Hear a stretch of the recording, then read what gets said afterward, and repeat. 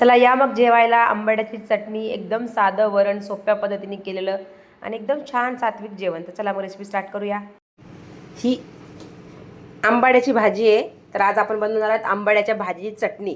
तर कोणाकोणाला आवडते, कारण मला खूप दिवसापासून शोधत होते. ही गावरान आंबाडा आहे, ज्याला खूप काटे असतात. ही भाजी निवडताना खूप काटे असतात त्याला.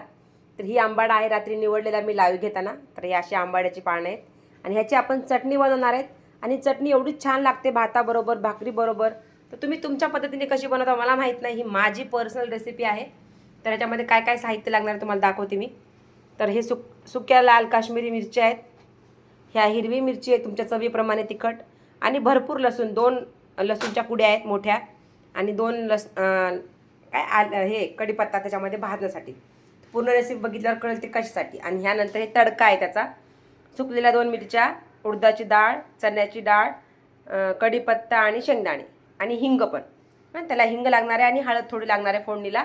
त्यानंतर त्याच्यासोबत बनवणार आहे मी फक्त साधं वरण, याच्यामध्ये काही घालणार नाही, एकदम फिक्कं साधं वरण आणि भात आणि भाकरी.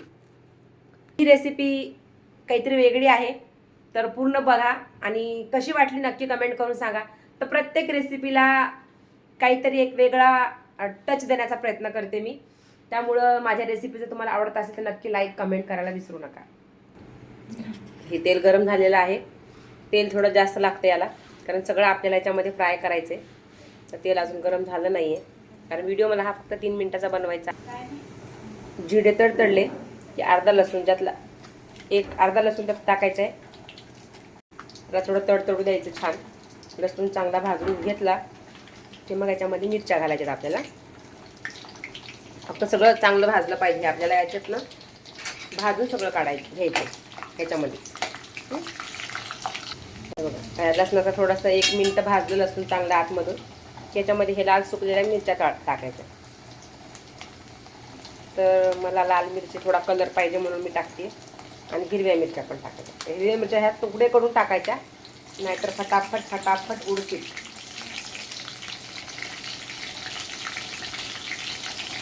मिरच्या सगळ्या तोडून झाल्या टाकून. आता जो कढीपत्ता होता तो पण यात फ्राय करायला टाकायचा.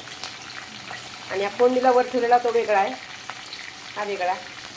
तर हा सगळा मसाला असा मस्त भाजून घ्यायचा.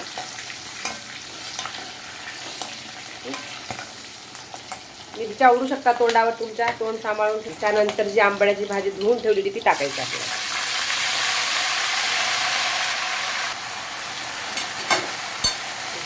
आंबाड्याची भाजी छान शिजवून घ्यायची तेलामध्ये.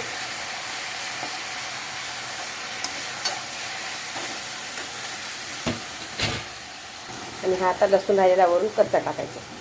मस्त हे चांगलं असं फ्राय झालेलं आहे. आता याला आपल्याला गॅस बंद करायचा आणि थंड करून घ्यायचे. तोपर्यंत मी भाकरी करून घेते.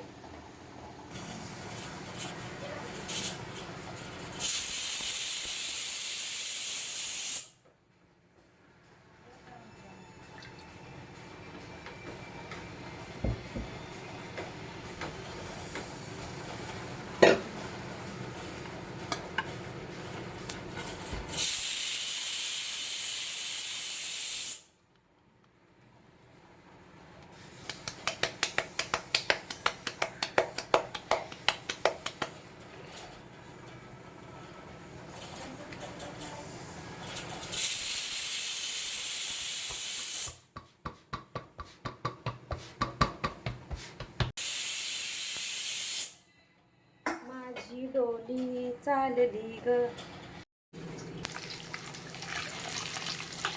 चटका बसला माझ्या हाताला जोरात, त्याच्यामुळे मी फोडणी चालू करायचे विसरले. तर डाळ, जिरे, मोहरी, हरभऱ्याची डाळ, उडदाची डाळ, आणि हे मस्त कढीपत्ता, शेंगदाणे असं घालून तडतडून घ्यायचे. सगळं असं छान भाजून घ्यायचे कलर चेंज होईपर्यंत. आणि हो, ही चटणी 1 महिना टिकते छान. तुम्ही जर अशी माझ्या पद्धतीने केली तर 1 महिना स्टोअर करून तुम्ही ठेवून ही चटणी वापरू शकता. मुलाला टिफिनला, तोंडी लावण्यासाठी, कधीतरी भातच केला, भाजीला काही नाही, मस्त भाजीमध्ये हे कुक करून खायला खूप छान टेस्ट लागते. नक्की ट्राय करा. भाजी नाही, चटणी. चटणी खूप जणांना चटण्या आंबट खायला आवडतं, आणि हे आणि माझा व्हिडिओ आवडत असेल तर प्लीज लाईक करा, शेअर करा, तुमच्या स्टेटसला ठेवा आणि अशा चटण्या बनवून सगळ्यांना खाऊ द्या आणि माझ्या चॅनलला ग्रो करायला हेल्प करा. इन्स्टा आय डीला पण जाऊन फॉलो करा. आणि बघा आजची ही रेसिपी खूप छान आहे आणि अजून तुम्हाला भाजलंय मस्तपैकी. आता याच्यामध्ये आपण घालूया कोथिंबीर.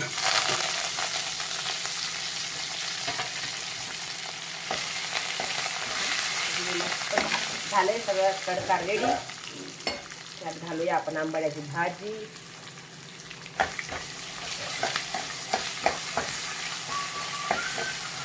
अशा पद्धतीने मस्त आंबाड्याची चटणी. ही 1 महिना टिकणारी चटणी आहे आणि असं मस्त खमंग वास यायला लागलाय.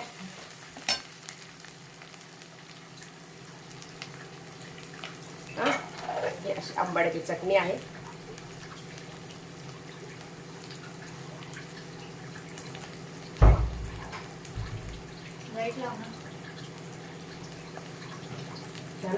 व्हिडिओ बनवते लाईट लावा.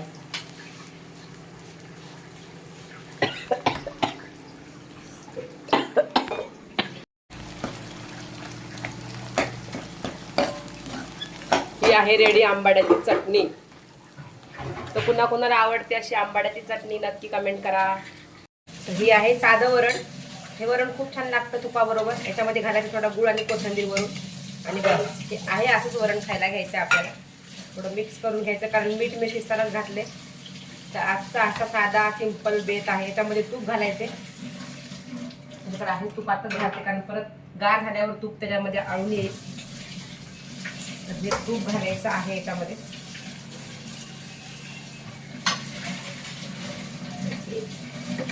मस्त चमचाभर तूप आणि आपली डाळ आहे रेडी जेवण्यासाठी तयार.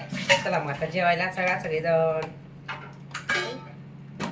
ही डाळ बनवून तयार आहे. साधं वरण एकदम. कधीतरी वेगळी डाळ तर नक्की बनवून ट्राय करा.